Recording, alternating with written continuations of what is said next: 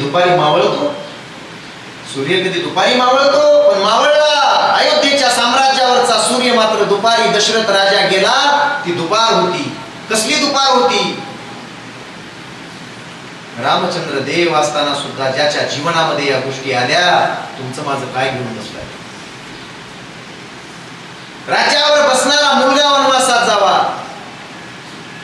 आणि दशरथानं मरावं, याला म्हणतात दुपारी सूर्य मावळणे. एवढं दुःख कोणाच्याच वाट्याला येणार नाही. रामचंद्राने दिलेलं उत्तर मात्र गोड आहे, जगण्याची ऊर्जा देणार आहे, जगण्याचं टॉनिक देणार आहे. भरत मोठमोठ्यानं रडतोय, गळ्याला पडून रडतोय.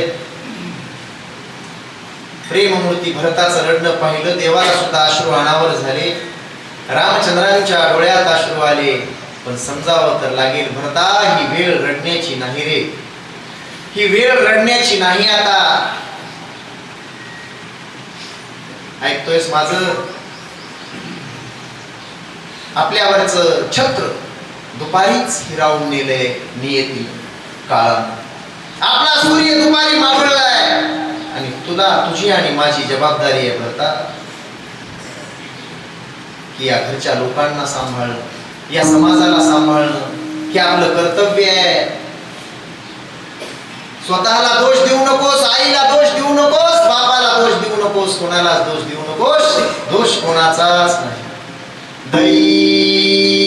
दैवच्या दुःखे भरता दोषणा कुणाचा पराधीन आहे जगती पुत्र मानवाचा दोषणा कुणाचा. जीवासवे जन्मी मृत्यू जोड जन्मजात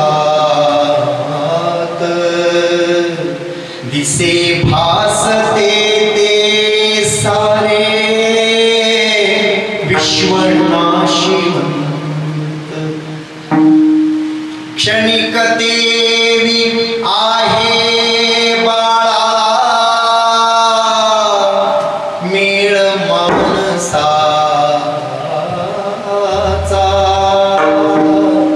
पराधीन आहे जगती पुत्र मानवाचा.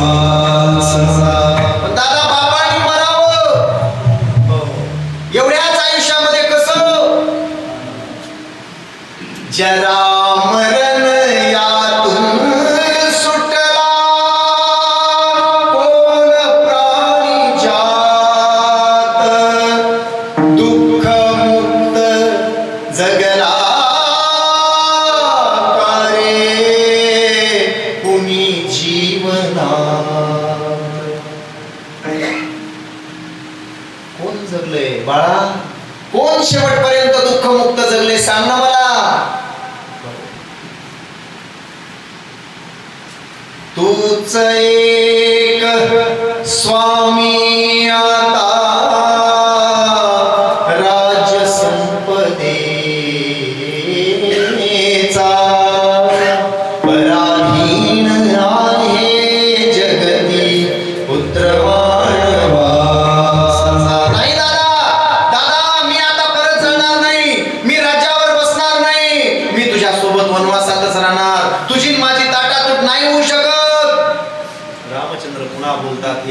कडवे माणसाचं जीवन आहे. पाहून घ्या घरी गेल्यानंतर. अख्खं जीवन आहे, अख्खे शास्त्र आहेत, 18 पुराण आहेत फक्त या एका गीतामध्ये. रामाने केलेला उपदेश जगाला केलेला उपदेश आहे आणि त्या 8 चरणात अख्खं माणसाचं जीवन आहे. माझी तुझी ताटातूट कोणीच करू शकत नाही दादा. रामचंद्र म्हणतात दोन ओंडक्याची होती सागरात भेट, एक लाट तोडी दोघा पुन्हा नाही गाठ. रामचंद्र म्हणतात पुन्हा भेट नसते. 2 लाकडं वाहत येताना असे करीत येतात एकमेकाला, मधून एक लाट येते काळाची, दोघांना बाजूला काढून टाकते.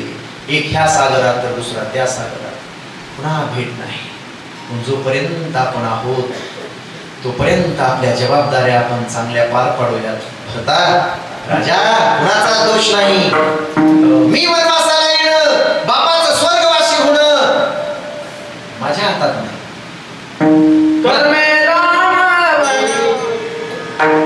भोग 2 घडे संचिता वाचून, करावे ते मनी समाधान. म्हणून मनी मानून खेळून, म्हणावा गोविंदू वेळोवेळा. आणि का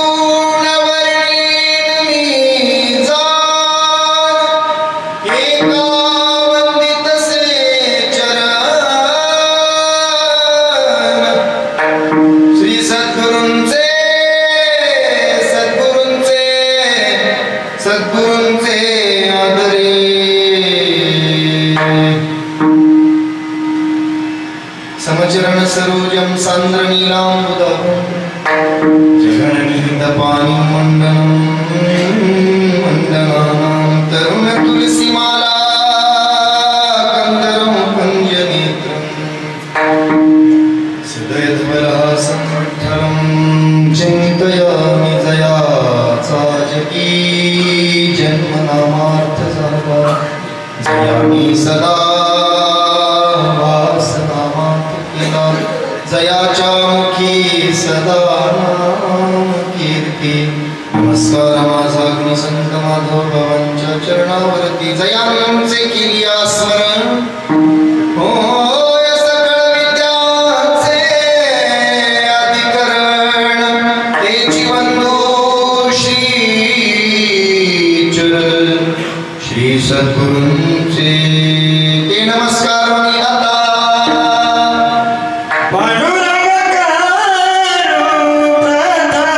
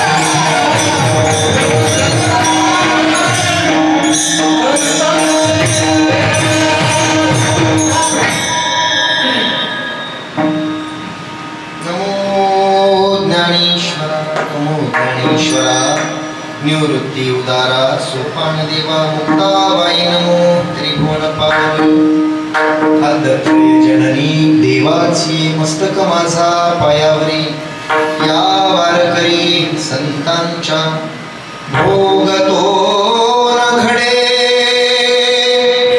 संचिता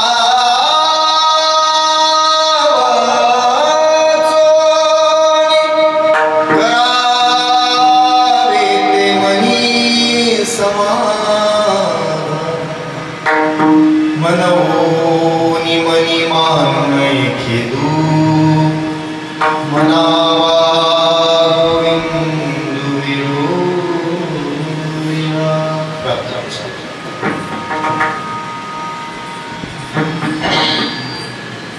संप्राप्त कीर्तनाची सेवा प्रतराशी कीर्तन करणं देवानं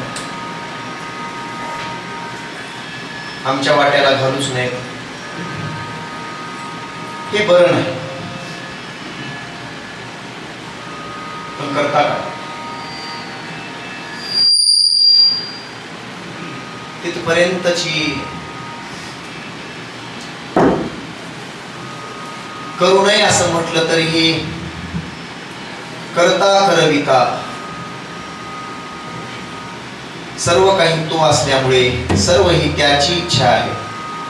अपना सोचा कभी नहीं होता. इंसान जब सोचता है तो कभी होता नहीं. हमारे सोचने से कुछ नहीं होता. जब वो सोचता है तो सब कुछ होता है. त्यानं विचार केला की सगळं होतं. आमच्या विचार करण्यानं काही होत नाही. हजारो लोकांच्या मुखातून ऐकलं की असं नाही व्हायला पाहिजे, मान्य आणि होऊच नये, आणि अशा वेळेचं कीर्तन आम्ही करूच नये ही माझी इच्छा आहे. तिथपर्यंत मी पोहोचत नाही ज्याला मी थांबवू शकेन, ज्याला संत थांबवू शकले नाही, ज्याला देव थांबवू शकला नाही. देह नंतर निर्माण होतो, अगोदर त्याचं प्रारब्ध तयार. लक्ष द्या, बिल्डिंग नंतर उभी राहते, पण इंजिनियर कडून त्याचा नकाशा अगोदर इंजिनियरच्या डोक्यात तयार असतो. तो प्लॅन नंतर तो कागदावर उतरतो आणि मग बिल्डिंग तयार होते. तशा पद्धतीची 3D निघाल्यानंतर तसंच आपलंही आहे. अनंत जन्माच्या पाप पुण्याचा लेखाजोखा केल्यानंतर तो नकाशा तयार होतो आपल्या बिल्डिंगचा. आणि ते किती दिवस टिकणार आहे त्या कारागिरालाच माहित असेल. किती काळासाठी ही बिल्डिंग तयार आहे. कोणाच्या बिल्डिंग 1 वर्षासाठी असतात, कोणाच्या बिल्डिंग 6 महिन्यासाठी असतात. गर्भात असताना 6 महिन्याला मरावं लागतं. माळीन नावाच्या गावामध्ये गेल्या वर्षी 2-2 महिने होऊन गेले होते फक्त बिल्डिंग तयार होऊन, तरी सुद्धा भुई सपाट झाल्या. काही बिल्डिंग 50 वर्षाच्या होत्या, काही बिल्डिंग 4 वर्षाच्या होत्या, काही 20 वर्षाच्या होत्या, काही 30 वर्षाच्या होत्या. एका रात्रीत. आणि काही बिल्डिंग चालू होतं बांधकाम, तेवढ्यातच पडून गेले. याला म्हणायचं संचितातून आलेलं प्रारब्ध, आणि आपण करतो ते क्रियमान. त्याला पर्याय नाही, ना माझ्याकडे, ना संतांकडे, ना देवाकडे. त्याला पर्याय नाही, कोणाकडेच नाही. म्हणून ज्यांच्यासाठी ही सेवा आहे, माझ्यावर नितांत प्रेम ज्यांचं, असे आमचे स्नेही आदरणीय वैकुंठवासी विष्णुदास दत्तात्रय केंद्रे. एका बापालाच वाटतं की आपला मुलगा फार मोठा झाला पाहिजे, गावापेक्षा मोठा झाला पाहिजे, देवापेक्षा मोठा झाला पाहिजे, जगापेक्षा मोठा झाला पाहिजे. मला असं वाटतंय आईपेक्षाही एका बापाला हे वाटतं. आणि त्यासाठी अहोरात्र आपल्या लेकरासाठी प्रयत्न करणारं एक व्यक्तिमत्व आपल्यातून निघून गेलं. सुरुवातीला तुम्हा सर्वांच्या माझ्या वतीने, वारकरी संप्रदायाच्या वतीने त्यांना भावपूर्ण श्रद्धांजली अर्पण करून आणि त्यांच्या गुढ जेवणाच्या निमित्ताने त्यांचे पिताश्री आदरणीय आमचे दत्तात्रय महाराज गोड काकडा हरिपाठ ज्या कुळामध्ये चालत आलेलं आहे परमात्म्याचं चिंतन, असे दत्तात्रय माता सविताबाई, विष्णुपंतांची पत्नी आमच्या भगिनी गीताताई, ज्याच्यासाठी विष्णुपंत जगत होते तो आमचा निलेश. आता फक्त जबाबदारी माझी एवढी आहे, मी जिथं जिथं फिरेन त्याचं शिक्षण होत राहील. मी मागेही बोलून गेलो, त्याचा सत्कार केला येलदरीमध्ये, छान वाजवलंस, सत्कार केला, पुष्पहार घालून बक्षीस देऊन. आणि हा मुलगा फार मोठा होणार आहे, जसे आज इकडे वाजवताना संतोष महाराजांना पाहताय, त्याच बरोबरीनं उद्या 2 वर्षात 3 वर्षात हा मुलगा होणार आहे. आणि माझं कर्तव्य फक्त या गादीवरून एवढंच असेल, जिथं जिथं मला संधी मिळेल तिथं तिथं त्याला स्टेज देणे आणि तिथं तिथं माझ्यासोबत घेऊन जाणे यापेक्षा. आणि कुठे जर आर्थिक हातभार लावायचा ठरला, कमी पडत असेल कुठं त्याच्या शिक्षणात, तर तिथेही मला माझ्या यथामती येता अवकाश तिथं हातभार लावणे हीच त्यांना भावपूर्ण श्रद्धांजली असेल, यापेक्षा दुसरी काही देऊ शकत नाही. विठाला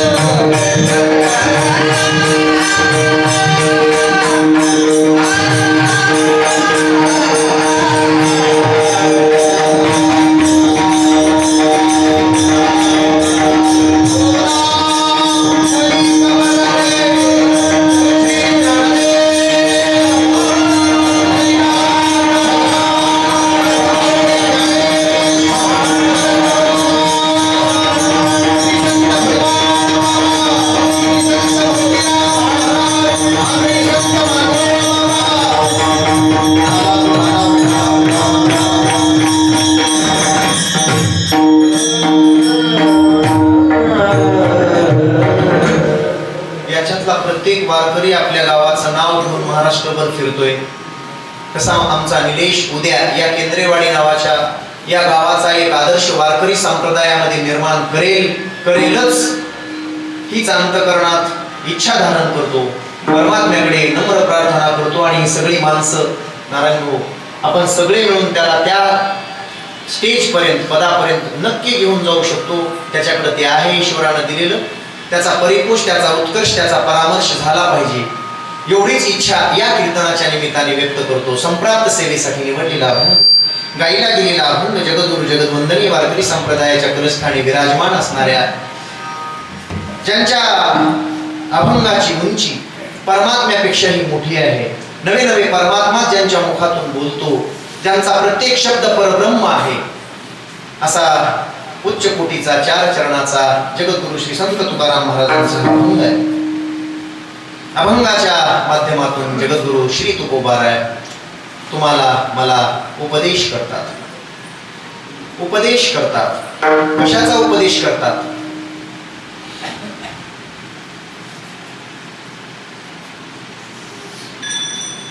तर संचिताविषयीचा उपदेश करतात. बाबा, सुरुवातीला एक गोष्ट ठेवतो, म्हणजे अख्खं कीर्तन आपल्याला इथंच कळेल. गुरुजी, परमात्मा हा सुख किंवा दुःख देत नसतो. एक, परमात्मा कधीच कुणाला सुख देत नाही, हे फायनल लिहून ठेवा. देव कुणाला सुखी करत नाही आणि देव कुणाला दुःखी करत नाही. लक्षात ठेवा. पण देवाशिवाय एवढं खरं की आपलं दुःख कमी होऊ शकत नाही. आता ऐका, देव मानण्याचा फायदा आणि देव न मानण्याचा फायदा. आजचा जो अभंग आहे, देव मानताय आणि देव मानत नाही. जे देव मानतात, कदाचित एखाद्याच्या बाबतीमध्ये असं घडू नये, एखाद्याचा ऍक्सिडेंट व्हावा असं घडूच नाही कुणाच्या बाबतीत, पण घडलं आणि डॉक्टरांकडे आपण गेलो, ते सगळे माणसं तिथं पोहोचले.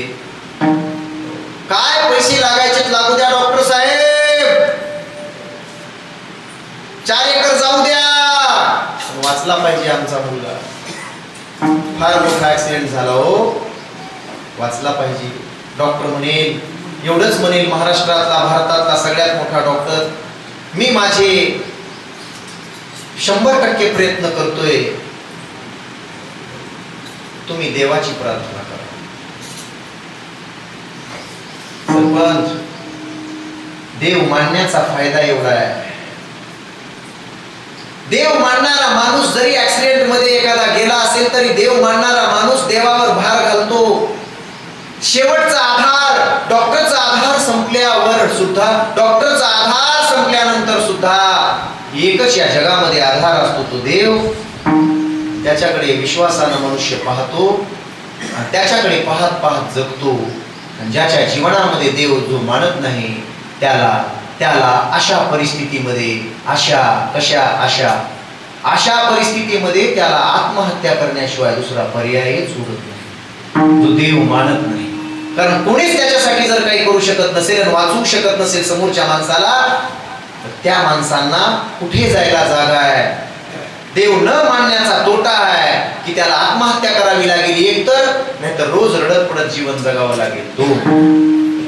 म्हणून जगद्गुरु तुकोबाराय सांगतात, बाबा मनवनी मनी म्हणून खेदू, म्हणावा गोविंदू वेळोवेळा. गोविंद नामाची ताकद आहे, सगळा भार घेणारा, विश्वाचा भार घेणारा तो गोविंदच आहे.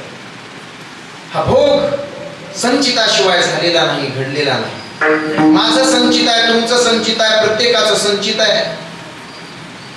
आणि त्या संचितामुळे हे भोग भोगावे लागतात. हे घडतं, हे निलेशचं संचित आहे, हे गीताताईचं संचित आहे, त्या बापाचं दत्तात्रय रावांचं संचित आहे, हे सविता आईचं संचित आहे. म्हणून तुम्हाला हा भोग भोगावा लागतोय. गुरुजी, मी देवाकडे नेहमी प्रार्थना करीत असतो, देवा तुला जसं ठेवायचंय तसं ठेव, पण या 3 गोष्टी मनुष्याच्या जीवनामध्ये घडू देऊ नकोस. कोणत्या? बाळात्यात असलेल्या किंवा लहान असलेल्या लेकराची आई कधी मरू देऊ नकोस, त्या लेकराचा बाप कधी मरू देऊ नकोस. परवा एका मोठ्या महात्म्याचं कीर्तन ऐकत होतो, त्याच्यातून एक दृष्टांत मला सापडला. लहानपणीच एका पोराचा बाप गेला, छत्र गेलं, आधार गेला, रडत होता तो. रात्रंदिवस रडता रडता रडता रडता बाबा भोलेनाथ प्रसन्न झाले, आले. सहन झालं नाही बाबांना आणि महादेव येऊन समोर थांबले आणि म्हणाले, बाळा तुझ्यासाठी मी काय करू शकतो बोल. लेकरू किती हुशार होतं. त्या लेकरानं उत्तर दिलं, बाबा भोलेनाथा माझ्यासाठी तुला करायचंयच तर एकच कर, माझी एवढीच विनंती आहे. माझ्यासारख्या वयात मी निलेश आहे, माझ्या एवढ्या वयात असताना रोज मला घेऊन फिरणारा आणि वारकरी संप्रदायात सगळ्यांच्या ओळखी करून देणारा आणि मला मोठ्या स्टेजवर पोहोचविण्यासाठी अहोरात्र कष्ट करणारा माझा बाप आज गेलाय.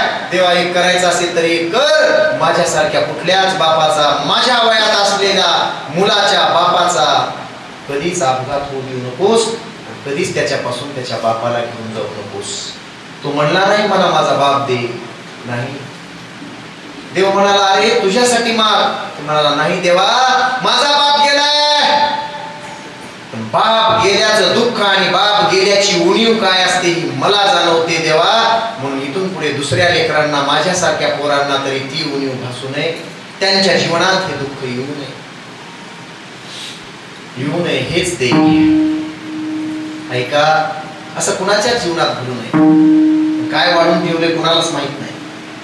कीर्तन सुटेपर्यंत सुद्धा माहित नाही काय वाढून ठेवले आमच्या जीवनात. का? संचिताचा खेळ आहे.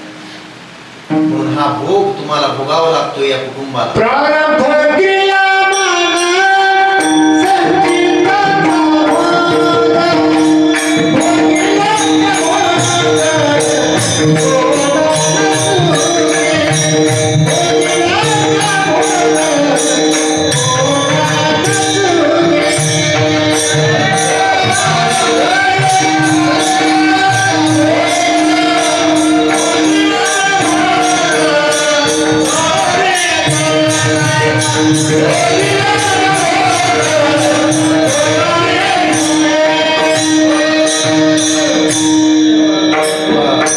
क्रियामान संचिताचा भोग कुणाला चुकणार नाही. सांगू,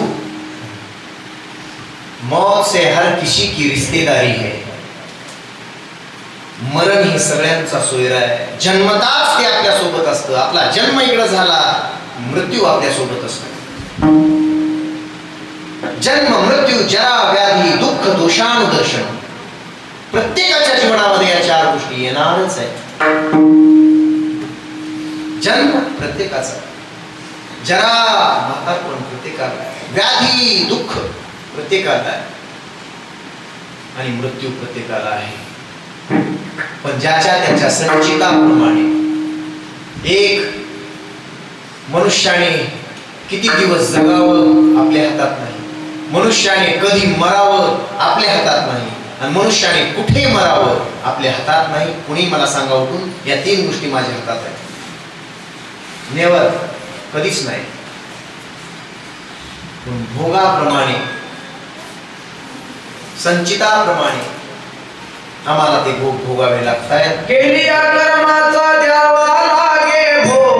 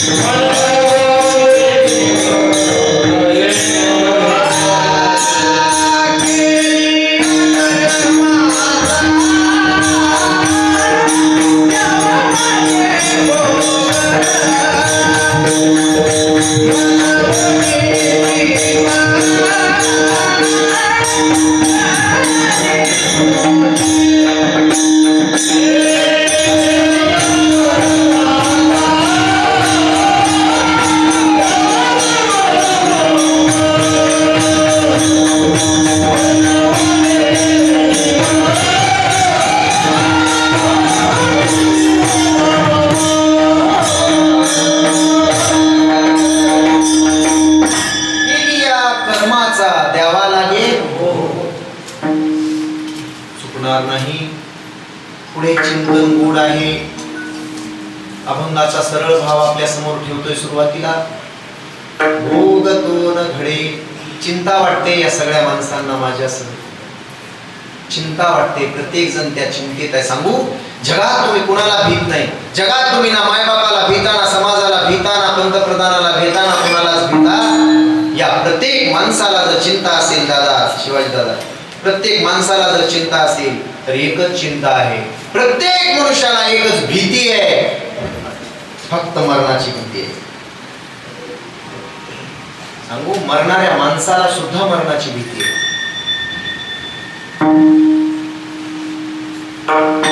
हातात दोरी घेऊन फाशी घ्यायला निघालेल्या माणसाला सुद्धा मरणाची भीती वाटते. अजून काय सांगू? हो, मागच्या कीर्तनात बोललो होतो मी. आमच्या गावात कंटाळून पळाला, बायकोला कंटाळून पळाला होता नदीकडे मरायला. हो, आणि तिथं गेला की ते बेशरम, भरपूर बेशरम आहे नदीत वाढलेलं. त्या बेशरमातून पलीकडे जायचं होतं त्याला. नदीच्या पलीकडे झाड होते फाशी घ्यायला. आम्ही मागं पळालो, सप्ताह चालू होता. हो, आम्ही गेल्या वर्षीची गोष्ट आहे. मागं पळालो तर त्यानं तिथं जाऊन मोबाईल काढला आणि बॅटरी लावली. बॅटरी लावून जात होता त्या बेशरमातून. किती बेसरम असेल. बॅटरी लावून जात होता, बॅटरी लावून. मी म्हणालो, राहिलं नाही माझ्या तोंडामध्ये, म्हणालो मी, अरे मरायला तर जातोस, मग बॅटरी लावून कशाला जातोस? ते म्हणणार सरळ बिरत चावला. मरणाऱ्याला सुद्धा मरणाची भीती, त्या जगातल्या प्रत्येकाला मृत्यूची भीती आहे. पण जन्म जरा व्याधी दुःख दोषानुदर्शनम चुकणारच नाही, काळजी करायची गरजच नाही. कधी येईल, कुठे येईल, फक्त एवढं मात्र निश्चित नाही, ती जागा कोणती असेल एवढं निश्चित नाही. मग येणार तर आहे. जीवनात काय भोग होणार आहेत माहित नाही, मग काय करावं? काही करू नये, खेद मानू नये. मनोनी मनी मानू नये खेदू, म्हणावा गोविंदू वेळोवेळा. गोविंदू म्हणावा वेळोवेळा, का? तोच एक भार घेतो तुमच्या जगण्याचा. तो तुम्हाला आयुष्य देऊ शकत नाही. लक्ष द्या. कुणावर रुसताय तुम्ही? याच्या सोबत गेला, त्याच्या सोबत गेला म्हणून असं झालं. माणसं म्हणतात त्याला नको म्हणलो होतो रे, जाऊ नको म्हणून विनंती केली रे, या वेळेला नको म्हणलं होतं रे, पण गेलास. ते तुझ्या हातात नाही बाबा, ते बरोबर नेत असते. लक्ष द्या. कुणावर रुसताय तुम्ही? देवावर? अजिबात नाही. का? त्याच्या हातात नाही ना, त्याच्यावर काय रुसताय? समाजावर? नाही, त्याच्या हातात नाही ते. कोणावरच रुसू नका. तुकोबार आहे बोलतात, न लगे रुसावी आणि का बहुता. इतरांवर रुसूच नका. आपुल्या संचिता वाचनिया. स्वतःच्या संचिताला दोष द्या, स्वतःच्या संचितावर रुसा फुगा, दुसऱ्यावर रुसू नका, कोणावरच. आणि मग तुकोबारा बोलतात, बाबांनो, तुम्हाला जर या दुःखातून बाहेर पडायचं असेल तर एकच मार्ग आहे. सगळा भार, या दुःखाचा भार तुम्ही गोविंदावर घाला, तुम्ही देवावर घाला. तुका म्हणे भार घातली यावरी, होईल कैवारी नारायण. तोच तुमचा कैवार घेऊ शकतो. फक्त तुमचं दुःख त्याच्या चिंतनाने हलकं होतं, बाकी काहीच कारण नाही. चिंतनाने हलकं होतं, नाहीच होत नाही दुःख, पण हलकं होतं. मी सुरुवातीला बोलून गेलो, जीवनाचा असल्या दुःखामध्ये एकच आधार आहे, तो देव. देवदेव केल्यानंच ते दुःख विसरू शकतं. 2 तास कीर्तनात आल्यानंच तुमचे बाकीचे विचार खुंटतात, बाकीचं दुःख तुम्ही विसरता, हे निश्चित आहे. आणि जर सतत तुम्ही कीर्तनात राहाल तर खरंच सगळे दुःख विसरायला काही हरकत नाही. 2 तासासाठी तरी आता तुम्ही बाकीचं सगळं विसरलाय. लक्ष द्या. एवढा परिणाम या नामचिंतनाचा आहे. म्हणून तो कैवारी होईल, त्याच्यावर भार घाला. मनोनी मनी मानू नये खेदू, म्हणावा गोविंदू वेळोवेळा विठाला.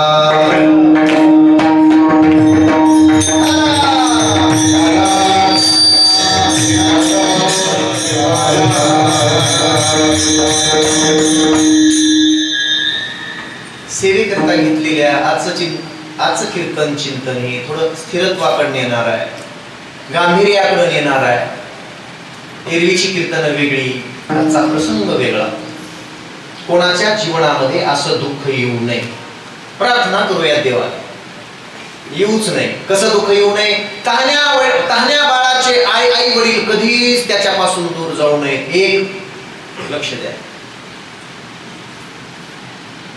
लेकरू लहान असताना कोणाच्याच लेकराचे आई वडील मरू नयेत सांगून गेलो. नंबर 2, तरुण स्त्रीचा पती कधीच तिच्यापासून जाऊ नये. जी 25-30 वर्षाची आहे, लग्न होऊन 10-20 वर्ष झाले, 50च्या अलीकडे आहे, तारुण्यामध्ये कुठल्याच माझ्या बहिणीचा, कुठल्याच स्त्रीचा नवरा मरू नये, त्याच्यासारखं दुसरं दुःख नाही. तिला विचारा. तारुण्यात कुठल्याच पतीची, हे तरी म्हणता येणार नाही, पण अलीकडे म्हणावं लागतं अलीकडे सुद्धा, कुठल्याच नवऱ्याची बायको मरू नये. जीवनाचा आधार बायको असते. मायबाप गेल्यानंतर अख्ख्या जीवनाचा आधार मायबाप होऊन आम्हाला सांभाळणारी बायकोच असते. ऐन तारुण्यामध्ये त्याची बायको जाऊ नये. 2 गोष्टी झाल्या. आणि म्हातारपणाची काठी असणारा तरुण मुलगा कुठल्याच मायबापाच्या जीवनातून देवानी मिळू नये.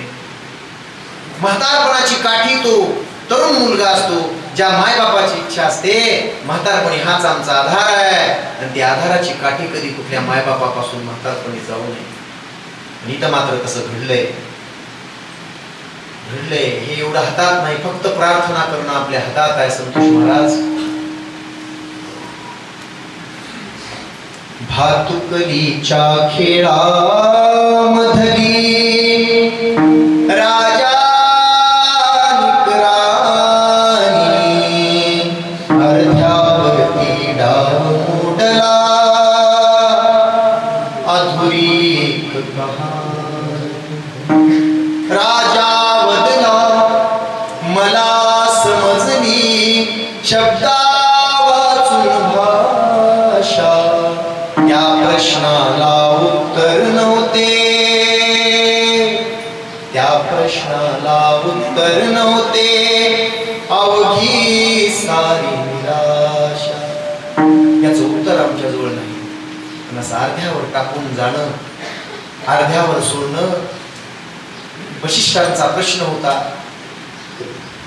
भरतांचा प्रश्न होता, आणि रामचंद्राचं त्याला उत्तर होतं. दादा असं कसं झालं रे? दादा माझ्यामुळे झालं, माझ्या आईमुळे झालं हे सगळं. देवासारखा बाप स्वर्गवासी झाला आणि देवासारखा भाऊ वनवासात आला. सगळं माझ्यामुळे झालंय. बापाचं जाण्याचं वय नव्हतं, बाप गेला, स्वर्गवासी झाला. कुणाचा आधार आहे दादा आता मला? भरत दादा विचारतो. भरत विचारतो. खरं किती अवघड आहे हो, लोकांना किती शिकवलंय रामायणात. वशिष्ठजी म्हणतात माणसाचं जाणं हे रोखणारा कोणी नाही, माणूस जाणारच आहे रामचंद्रा. पण अवघड असं झालंय, ऐकताय, अवघड असं झालंय. सूर्य सकाळी निघतो 6:30-7 ला निघावा. सूर्य सकाळी निघतो आणि संध्याकाळी 6च्या नंतर त्याची वेळ असते मावळायची. अयोध्येच्या साम्राज्यावरचा सूर्य, अयोध्येच्या साम्राज्याचा सूर्य मात्र सकाळी निघाला, संध्याकाळपर्यंत राहिला नाही, तो दुपारीच मावळला.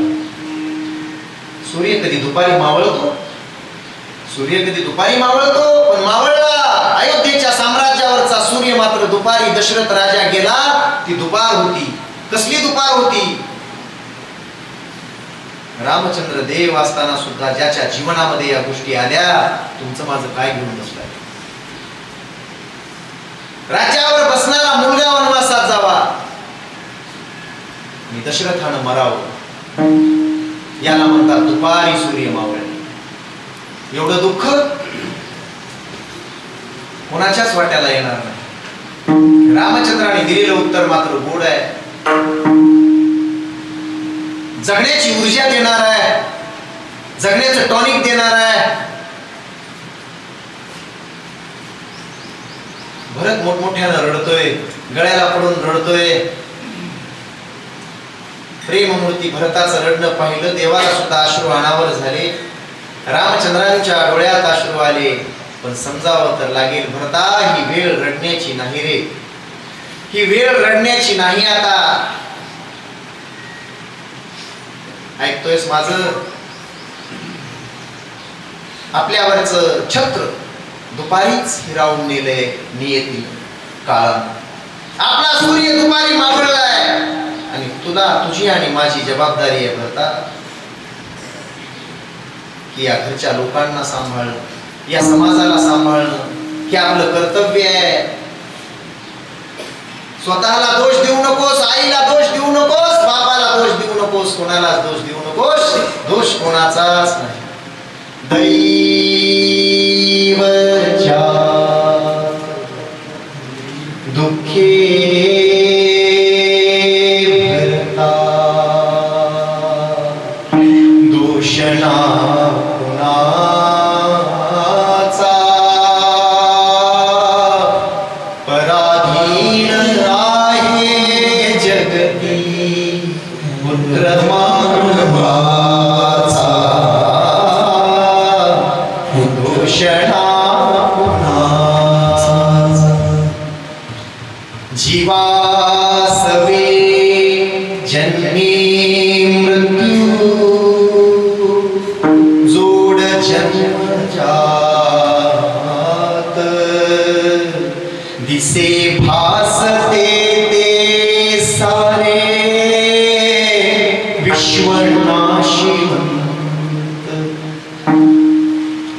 कणिक देवी आहे बाळा मेळ मानसाचा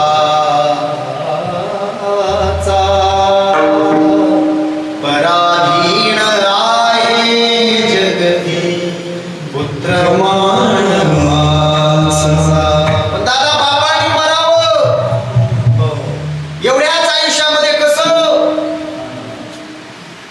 जरा मरण यातून सुटला कोण प्राणी जात दुःख मुक्त जगला कारे कुणी जीवनात कोण जगले बाळा कोण शेवटपर्यंत दुःखमुक्त जगले सांग ना मला तूच एक स्वामी आता राज्य संपदेचा पराधीन आहे जगती पुत्र नाही दादा मी आता परत जाणार नाही मी राज्यावर बसणार नाही मी तुझ्या सोबत वनवासातच राहणार तुझी माझी ताटातूट नाही होऊ शकत रामचंद्र पुन्हा बोलतात हे 8 कडवे माणसाचं जीवन आहे पाहून घ्या घरी गेल्यानंतर अख्खं जीवन आहे अख्खे शास्त्र आहेत 18 पुराण आहेत फक्त या एका गीतामध्ये रामाने केलेला उपदेश जगाला केलेला उपदेश आहे आणि त्या 8 चरणात अख्खं माणसाचं जीवन आहे माझी तुझी ताटातूट कोणीच करू शकत नाही दादा रामचंद्र म्हणतात दोन ओंडक्याची होती सागरात भेट एक लाट तोडी दोघा पुन्हा नाही गाठ रामचंद्र म्हणतात पुन्हा भेट नसते 2 लाकडं वाहत येताना असे करीत येतात एकमेकाला मधून एक लाट येते काळाची दोघांना बाजूला काढून टाकते एक ह्या सागरात तर दुसरा त्या सागरात पुन्हा भेट नाही पण जोपर्यंत आपण आहोत तोपर्यंत आपल्या जबाबदाऱ्या आपण चांगल्या पार पाडूयात भरता राजा कुणाचा दोष नाही मी वनवासाला येणं बापाचं स्वर्गवासी होणं माझ्या हातात नाही कर्मे राम वनवास गेला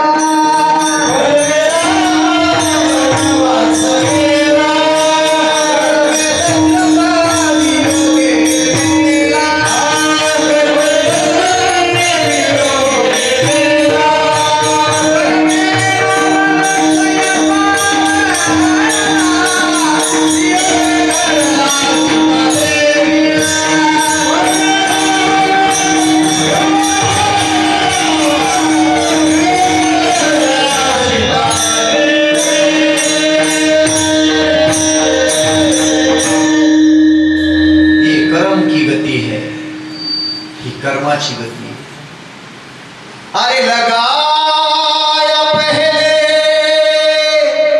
जो पेड़ हमने लगाया पहले जो पेड़ हमने उसी का फल हम अब पा रहे हैं रचा है सृष्टि को जिस प्रभु ने वही ये सृष्टि चला रही इसी धरा से शरीर पाए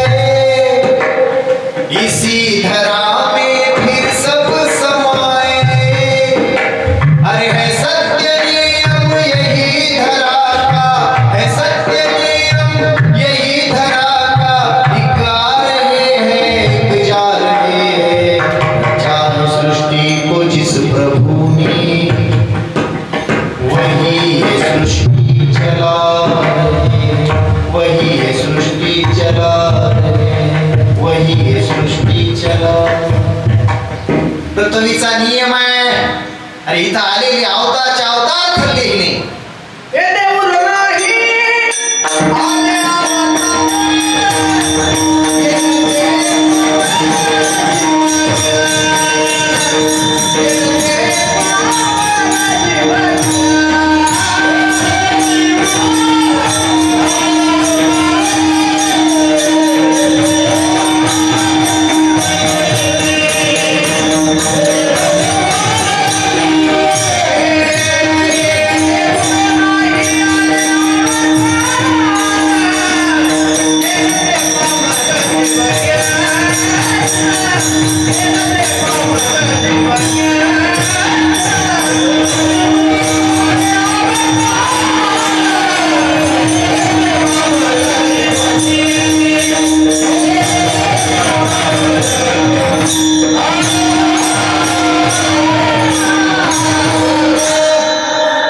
बाबा, आपलं तुमचं काय घेऊन बसलाय? हे तर उरो नाही आले अवतार. अरे अवताराला आले सुद्धा गिळले आपण तुम्ही. ही सोडित नाही कोणाला. बरोबर काढून घेते, वेळेत काढून घेते. कितीही प्रयत्न करा, काहीही प्रयत्न करा, नाही.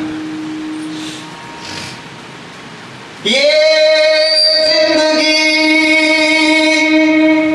एक किराए का घर है, एक ना एक दिन बदलना पड़ेगा. मौत जब तुझको, मौत जब तुझको, मौत जब तुझको आवाज देगी, घर से बाहर निकलना पड़ेगा, घर से बाहर निकलना पड़ेगा, घर से बाहर निकलना. सांझ के बाद, सांझ के बाद होगा सवेरा, देखना है अगर दिन सुनहरा, तो पाँव फूलों पे, तो पाँव फूलों पे रखने से पहले तुझको कांटों पे चलना पड़ेगा. पाँव फूलों पे रखने से पहले तुझको कांटों पे चलना पड़ेगा. नाही सोडित. ज्याच्या त्याच्या कर्माप्रमाणे. रामाच्या बाबतीत तीच. सुभद्रा रडत होती, रणांगणावर रडत होती. दादा, जगाचा मालक आहेस, ब्रह्मांडाचा मालक आहेस, तुझ्या हातात सगळं ब्रह्मांड आहे. माझं एकुलतं एक पोरग चक्रव्यूहात अडकून पडलंय, मरणाच्या दाढेत आहे. उठव त्याला, त्याच्याशिवाय मी कशी जगू? जगाचा बाप समोर उभा आहे.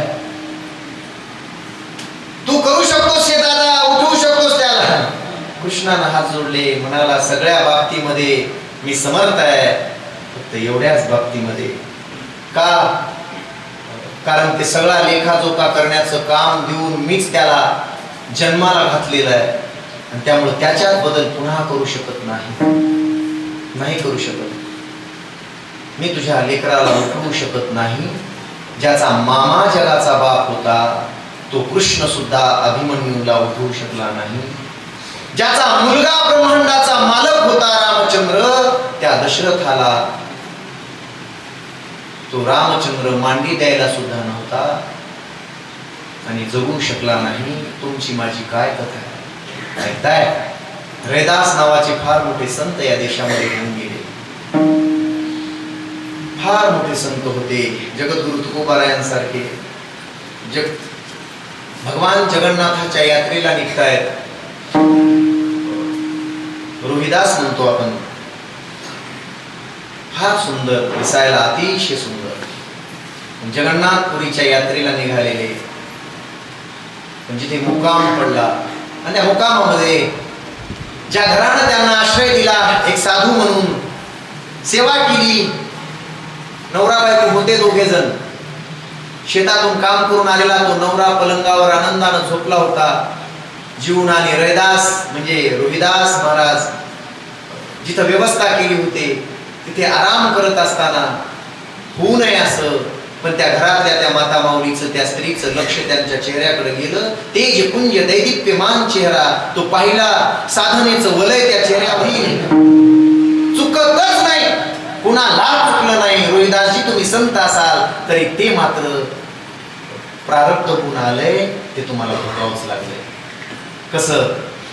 ती बाई, ज्या बाईनं ती गाय होती, हो, आणि तिला तुम्ही कापायला या दोन्ही हाताला धरून दिलं होतं, तो कसायानं ती गाय कापली होती, त्याला मदत करणारे तुमचे दोन हात होते. गाय कसायानं कापली म्हणून त्या गायीनं कसाई कापलाय आता तो नवरा. तुम्ही 2 हातानं गाईला पुढे करून असं धरून दिलं होतं की तुमचे दोन्ही हात गेलेत. त्या जन्मातलं तुम्हाला इथं भोगावंच लागले. म्हणून मला वाटते तुकोबारा ही केले कर्म झाले, तेच भोगावे. केले कर्म झाले, तेच भोगावे.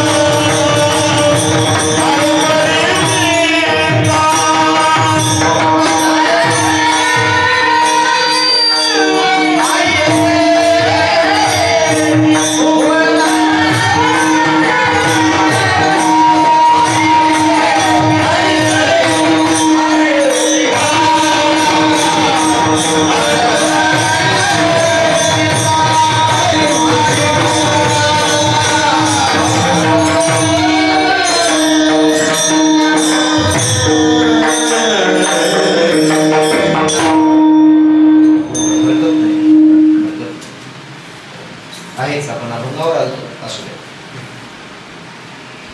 तो भोग तुमच्या प्रारब्धात आहे, तो भोगावाच लागतो. आता मला याच्यासाठी दुसरं उदाहरण द्यावं लागेल अभंगावर. ठीक आहे, तुमच्यामुळे एक अजून एक्स्ट्रा. प्रारब्ध हे पाठी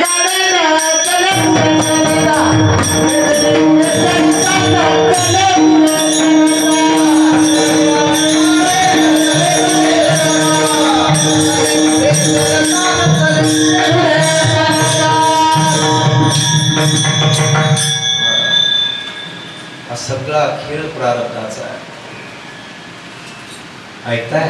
आता इथं फार म्हणजे विद्वान माणसं आहेत समोर बसलेली, आणि या लोकांचा समज आहे हे कीर्तन म्हणजे पुराण कुठली तरी घरकटलेली थोतांड असतात. नाही, त्याच्यात कधीच नाही.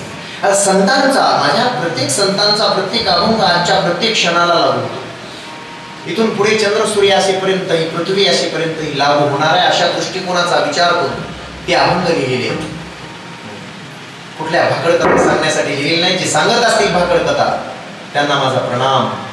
सांगू नयेत, सांगू नयेत. जे तुम्ही केलंय आतापर्यंत, जे जमा झालंय ते प्रारब्ध रूपानं, गेल्या वर्षीचा गहू आज गिरणीमध्ये नेताय तुम्ही दळून आणताय, ते प्रारब्ध आहे. संचित होतं, ते साठलेला गहू संचित आहे. हो, आणि ते प्रारब्ध आहे की तुम्ही दळताय असतो. या वर्षी नाही पिकला तरी सुद्धा तुम्हाला चपात्या वर्षभर पुरतील. का? संचित आहे, ते पुण्य कर्म आहे, आणि ते पुढे पुरतंय तुम्हाला वर्षभर.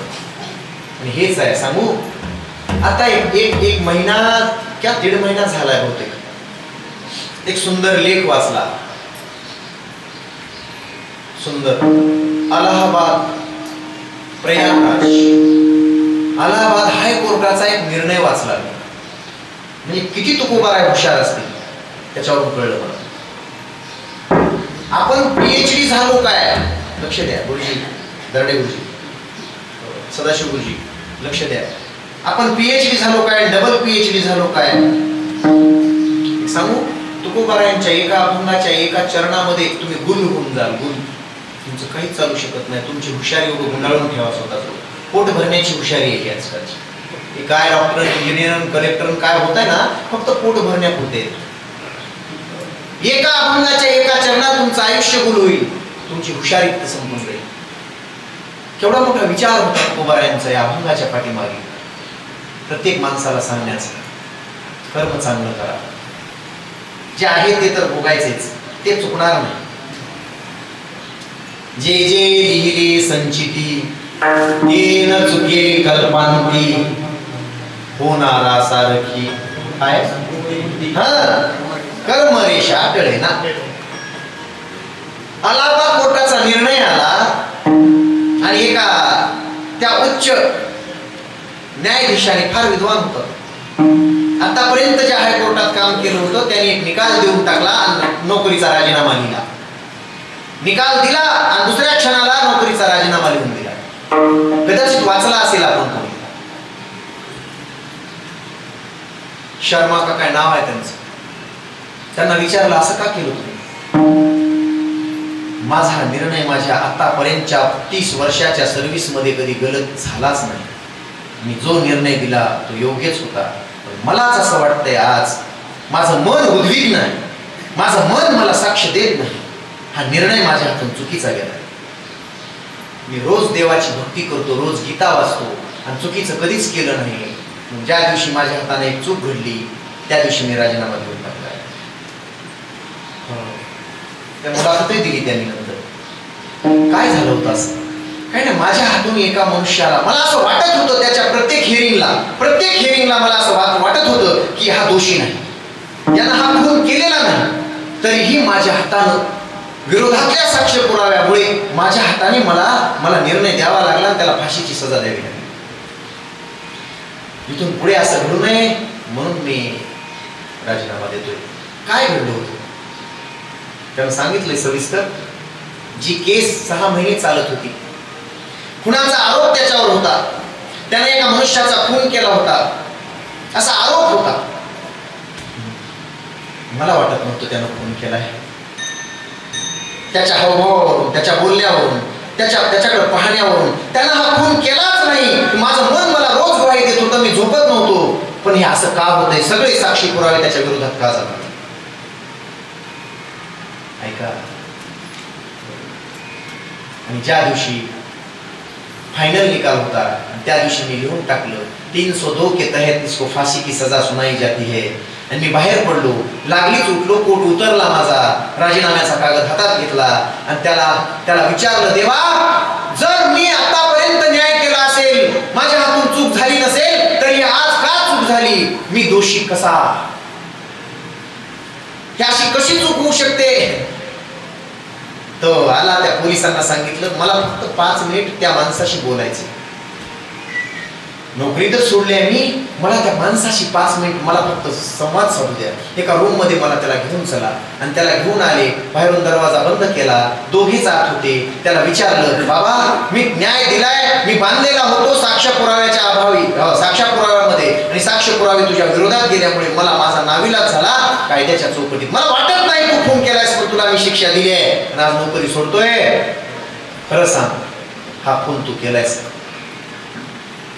खरं सांग, खरं बोल. झालंय, गेलंय, होऊन गेलं, आता मी काही करू शकत नाही.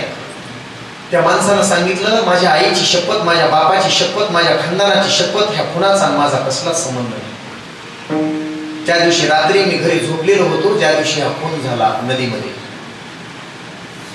हे सगळं कुबांड माझ्यावर रचलंय, माझ्या विरोधातले पुरावे आहेत सगळे, कसलाच मी खून केला नाही. आणि मग न्यायाधीशानं विचारायला सुरुवात केली, तू कोण, कुठला, काय करतोस, आतापर्यंत काय करत होतास, आतापर्यंत तू काय काय केलंस, खरं बोल, आज खरं बोल. मी आता न्यायाधीश नाही, मी काही करू शकत नाही, तू तर फाशीवर जाणार आहेस उद्या, चिंता नको करू, पण खरं सांग, अगदी करेक्ट सांग. त्याला विचारलं, त्यानं सांगितलं त्याचं जीवन, मी असा या गावचा, मी हे काम करतो. पण कधी तुझ्या हातानं कुणाची चूक झाली होती? कधी तुझ्या हातानं कुणाचा पाय मोडला, हात मोडला? कधी तुझ्या हातानं एखाद्याचा जीव गेला? कधी तुझ्या हातानं एखाद्याला प्राण्याला मारलंस? कधी एखाद्या ट्रकनं किंवा जीपनं की तू उडवलंस एखाद्या प्राण्याला? गाई वासराला कधी मारता मारता मेलं? ते म्हणला, साहेब, आता खरंच सांगायचं काय, तुम्ही एवढं विचारताय, माझा निर्णय केल्यानंतर नोकरी सोडली आहे साहेब, तुम्ही खरं सांगू का, 22 वर्षापूर्वी माझ्या हाताने एका माणसाचा खून झाला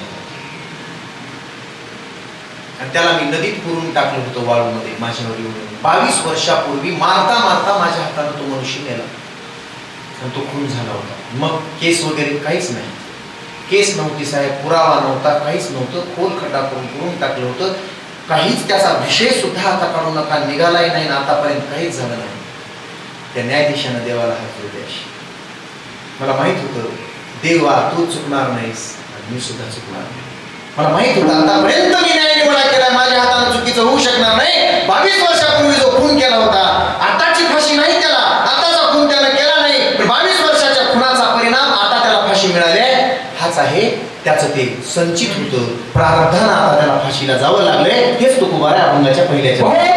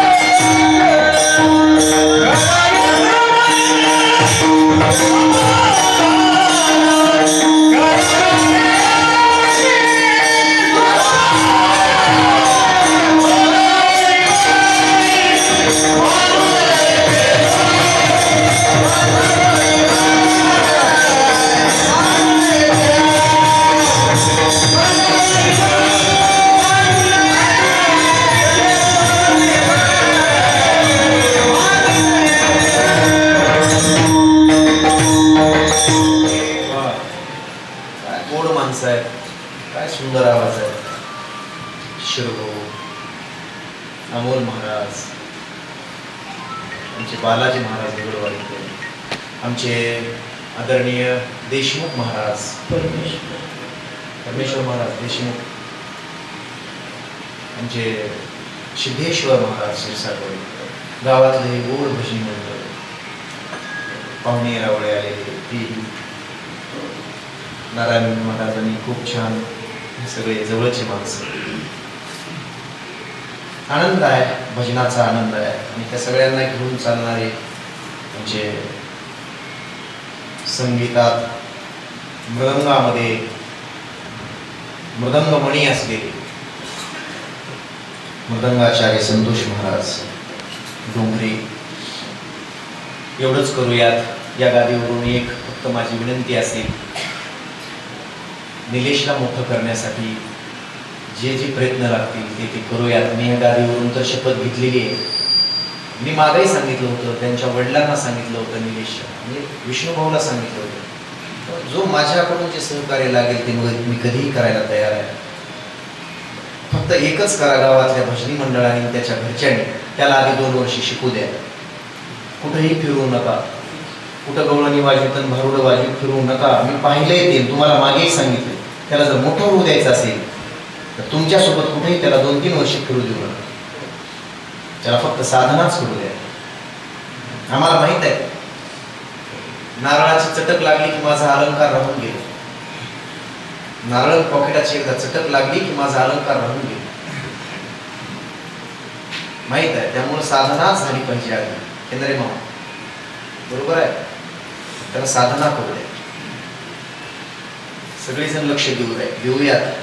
भोग 2 घडे संचिता वाचून, करावे ते म्हणी समाधान. माणसाने कर्म करत असताना डोळे झाकून करू नये. तुम्हाला वाटतंय की मी डोळे झाकून दूध प्यायले, कोणीतरी पाहणार आहे, कोणीतरी म्हणण्यापेक्षा तुमचं मन तुम्हाला पाहतं. तुमचं मन तुम्हाला पाहतं.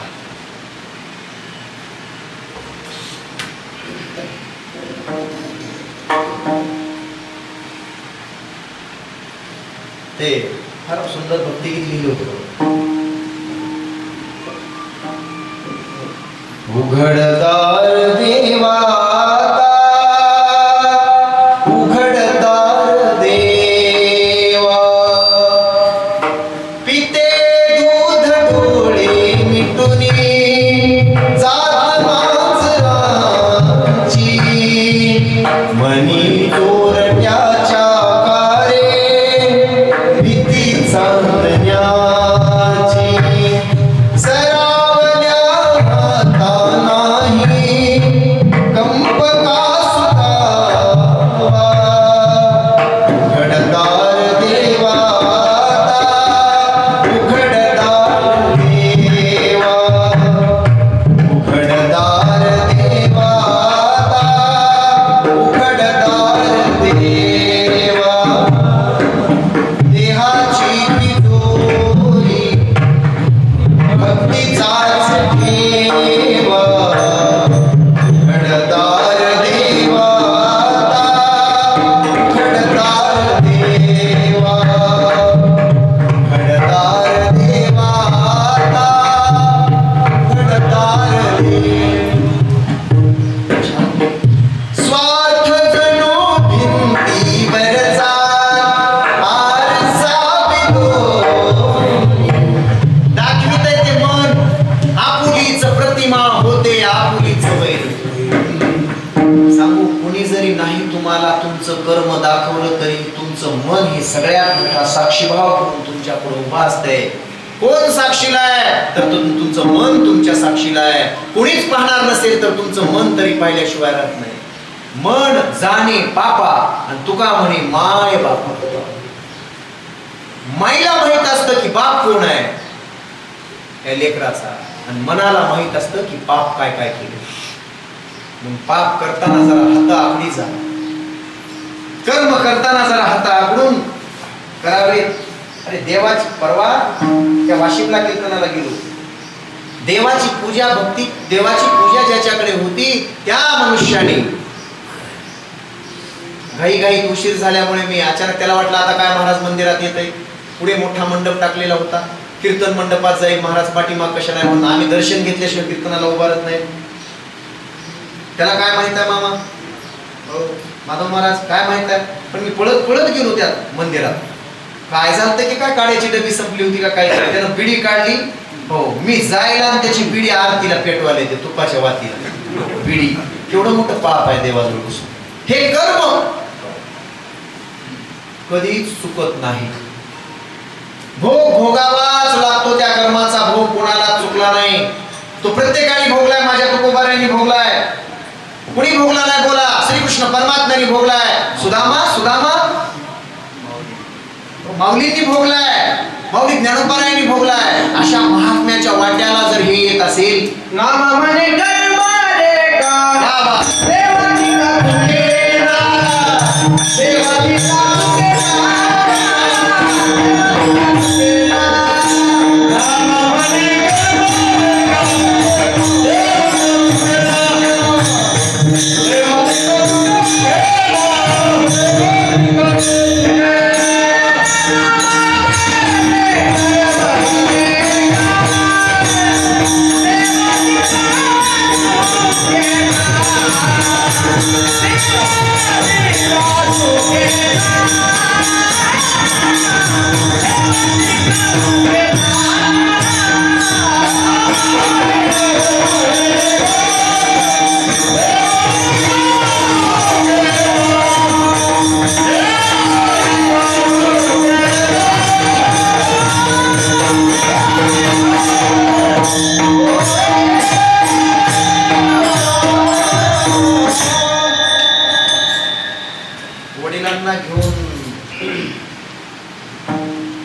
माईक सवय जरा जवळून बोलायची. आता लक्षात घ्या.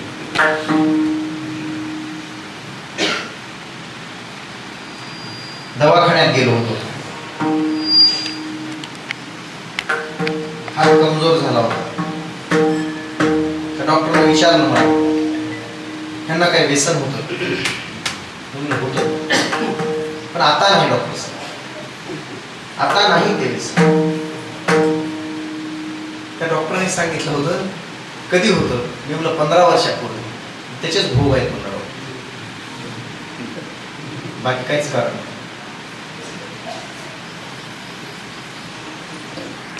तुम्ही आता एखाद्या माणसाला घेऊन गेल्यानंतर ते डॉक्टर त्याचं चेक करतात सगळं, आणि चेक केल्यानंतर विचारतात, बघा तुमच्या आईला शुगर होती का? कुठून चालत आलं हे कर्म? त्याचं संचित आहे ना, जोपर्यंत ते संचित संपत नाही, तो भाग संपत नाही, तोपर्यंत भोग आहे. जगी जीवनाचे सार घ्यावे जाणून सत्वर, जैसे ज्याचे कर्म तैसे फळ देतो रे ईश्वर, जैसे ज्याचे कर्म तैसे फळ देतो रे ईश्वर. क्षणिक सुखासाठी आपुल्या होतो कोणी नीती भ्रष्ट, कोणी त्यागी जीवन आपुले दुःख जगी करण्या नष्ट. सोड सोड माया सारी, सोड सोड माया सारी, आत्मा भोगितो नंतर, जैसे ज्याचे कर्म तैसे फळ देतो रे ईश्वर, जैसे ज्याचे कर्म तैसे फळ देतो रे ईश्वर. नाविलाजानं एका बापानं सांगितलं, बायको तर मेली रे बाबा. पुण्यात घडलेली घटना आहे. बायको तर मेली, पण तुझी बायको तुला फार त्रास देते पोरा माझ्यासाठी. ती म्हणते एकतर घरात तुझा बाप राहील नाही तर मी राहील. लक्ष द्या, लक्ष द्या पोरा, तुला त्रास नको, मला वृद्धाश्रमात नेऊन सोड. लक्ष द्या. त्या बापाला वृद्धाश्रमात सोडायला गेलेला पोरगा वृद्धाश्रम जवळ आलेलं होतं, आणि त्या वृद्धाश्रमाच्या जवळ गेल्यानंतर त्या बापानं पाहिलं रस्त्याकडं, जवळ आलंय वृद्धाश्रम. पोरा मला त्या त्या त्या दगडावर थोडं बसायचंय रे. तो दगड मला दिसतोय, त्या दगडाजवळ मला जरा ठेव रे, टेकव. त्या बापाला त्या पोरानं टेकवलं. बाबा इथं का बसायचंय, आता आलंय ना वृद्धाश्रम. नाही नाही, थोडं थांब रे, माता मावल्यानं ऐकताय, थोडं थांब रे. पोरानं त्या दगडावर बसवलं बापाला. मोठ्यानं गळा काढून बाप रडायला लागला.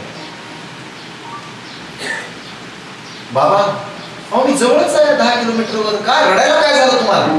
काय रडताय तुम्ही? मी काही कमी पडू देणार नाही तुम्हाला. 8 दिवसाला तुमची भेट घेईन ना. जाऊ द्या त्या बायकोचं काय मनावर घेताय बाबा. त्या बापानं सांगितलं, रडतोय ह्याच्यासाठी रडत नाही की तू मला भेटायला येशील, तुझी बायको भेटायला येईल. मग काय, मग माझ्या पोरांची आठवण येते का बाबा? नाही रे. मग बैलांची गाई गुरांची आठवण येते का बाबा तुम्हाला? नाही रे. मग शेतीची आठवण नाही रे. आईची नाही हो. का रडता एवढ्या मोठ्यानं? पोरा बरोबर यापूर्वी 35 वर्षाखाली माझ्या बायकोचं ऐकून मी माझ्या बापाला खांद्यावर घेऊन आलो होतो, आणि इथंच बसून माझा बाप फार मोठमोठ्यानं ढसाढसा रडला होता. मला तो प्रसंग आणि तो दिवस आठवला जे मी 35 वर्षापूर्वी केलं होतं. तिथंच बसून आज मी रडतोय. मला चुकलं नाही, पुढे तुला कसं चुकलं याची चिंता. बाकी काही करत नाही. प्रातस्मरणीय श्री इंगळे बाबा सांगायचे बघा, आठवतंय या निमित्तानं अभंगाचे आठवतंय. पोराने एक घंटी आणली होती, एवढी दिसायला फार मोठी सुंदर आहे.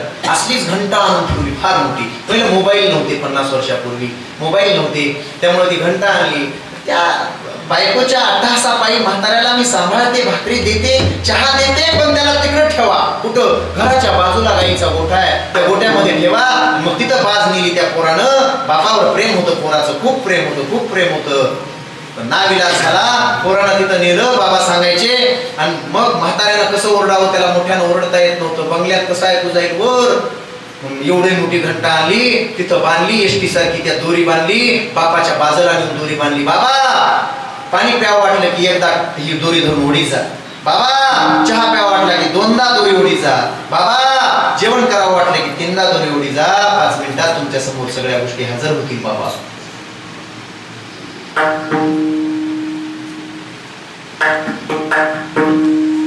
विठाला विठाला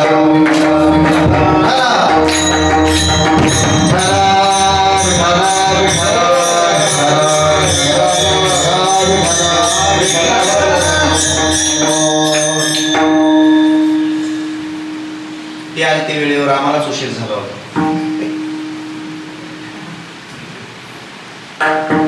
12 ते 2 होतं. 1:45 ते 2:45 ठरलं. त्याच्या आधी मोकळं करतो, काळजी करू नका. असं दे. असं करत करत दररोजचा म्हाताऱ्याचा कार्यक्रम चालू होतोय. ती सुनबाई पाठवून देते, सगळं मिळतंय. गाईच्या गोठ्यात म्हातारा जपतोय. एके दिवशी रात्रभर काही घंटी वाजली नाही आणि सकाळ उठून पोरगा पाहतोय तर बाबा स्वर्गवासी झाले. बाबांचे कार्यक्रम केले. 10 दिवस झाले, गोड जेवण झालं. आणि मग ती बांधलेली घंटा उतरली. ती बांधलेली घंटा उतरली. एक भंगारवाला आला होता बाजूला. तो म्हणतो काय भंगार. ती तेवढी मोठी 5-10 किलोची घंटा उतरली त्या साहेबानं. आणि साहेब घेऊन चालला. ते 2 लेकरं घरातले होते, ते साहेबाच्या पाठीमागं चालले. आणि पाठीमागं गेल्यानंतर ते साहेब त्याला म्हणाले, किती रुपयाला घेशील बाबा घंटा भंगारवाल्याकडं. तर तेव्हा ते 4थीचं पोरग म्हणायला लागलं, पप्पा पप्पा इतकी सुंदर घंटा का विकताय तुम्ही. ते म्हणला, बाबा माझा बाप मेला, आता त्याला काय करायचे तेवढ्या घंट्याला. ते पोरग म्हणलं, तुझा बाप मेला पण माझा बाप अजून जिवंत आहे. हेच होणार आहे, चुकणारच नाही. तिसरं एक सांगतो, थांबतो. जे घडलेल्या घटना आहेत ते सांगायला. आता घडलेली घटना आहे.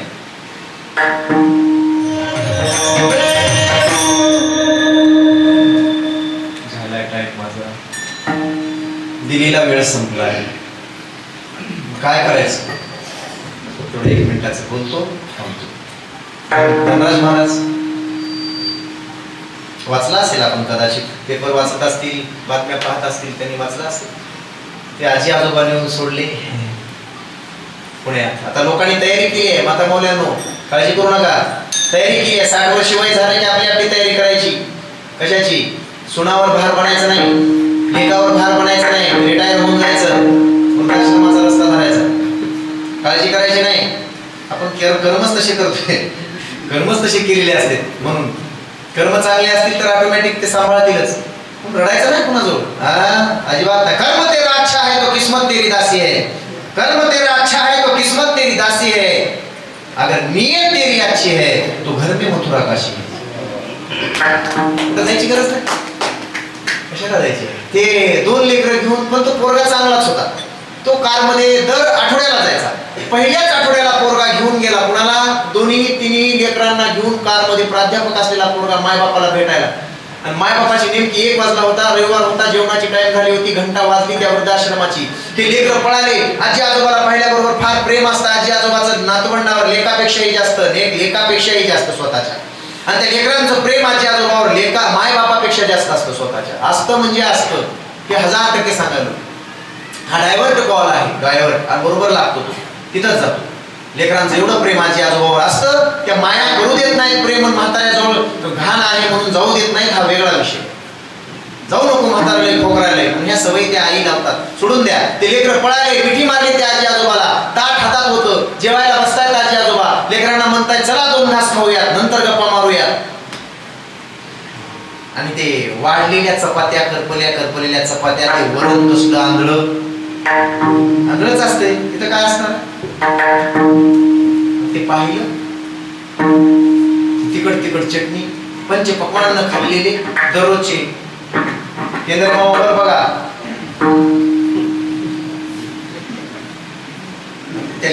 तुम्हीच त्या लेकराला सांगितलं खा 2 घास. त्या लेकराने 1 घास खाल्ला, बाजूला तोंड केलं, थुकून दिला. असलं खायची कधी सवय नव्हती. वाईट वाटलं त्या लेकरांना. कसं तरी म्हातारीनं जेवण केलं, पूर्ण केलं, आणि म्हातारी बाहेर आले त्या लेकरांसोबत. आणि मग त्यांचा मुलगा प्राध्यापक, ती प्राध्यापिका, आणि मग त्या झाडाखाली बसतायत त्या बागेमध्ये.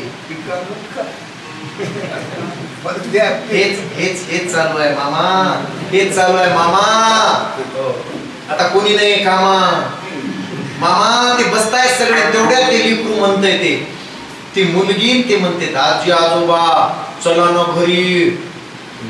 नाही आजोबा, आम्ही तुम्हाला इथं राहू देणार नाही बाबा, आता या वयामध्ये इथंच राहावं लागतं.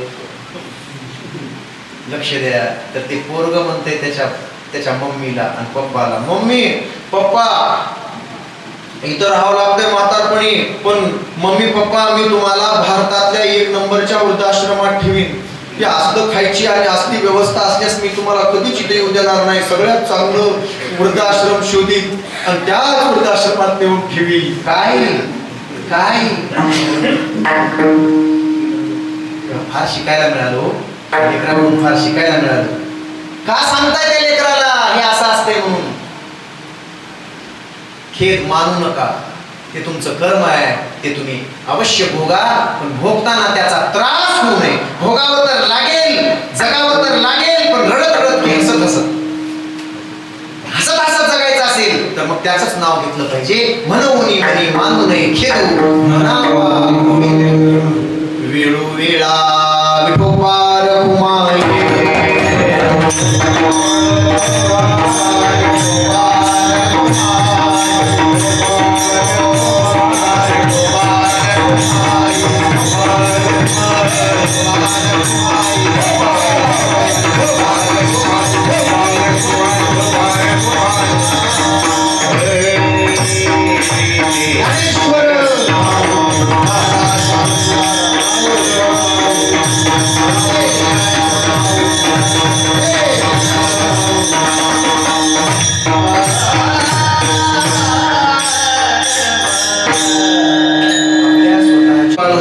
एकाएकी केला निराशीचा धनी, कडी वागवणी भार खांदी, लेवोनी डोळा पाही अलंकार. लेकराला भुशविण्यामध्ये अलंकार म्हणून मोठ्या पदपदव्या देण्यामध्ये बापाच्या जीवनाचं, पुत्राच्या विजयी पिता संतोषच आहे. पित्याचे का जे का धन, पुत्रा कोण वंची जाण.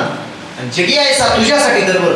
मी बाकी आमच्या सोबत त्यांचा व्यवहार, ह्यांच्या सोबत त्यांचा व्यवहार काय होता मला माहित नाही, पण तुझ्यासाठी तो माणूस एवढा जुरायचा, तुझाच विचार करायचा.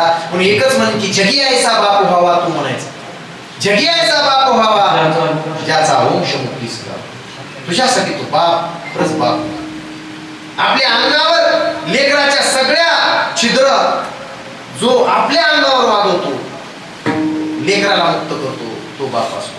तुका म्हणे नेदी गांजो आणि काशी, उदार जीवाशी आपुले. आपला जीव सुद्धा द्यायला तो लेकरासाठी तयार असतो. आज ते सांगत बसणार नाही. ज्ञानोपारायणासाठी विठ्ठल पंत कुलकर्णीने आपला जीव समर्पित करावा. ठीक आहे, कमी रामचंद्रासाठी दशरथाने आपला जीव समर्पित करावा. कमी लोक बापाला कमी समजतात, कमी नाही. मला वाटतं जगामध्ये लेकरासाठी आया कमी मेल्या, बाप जास्त मेले. आज रात्रभर अभ्यास करा, उद्या सण. Thank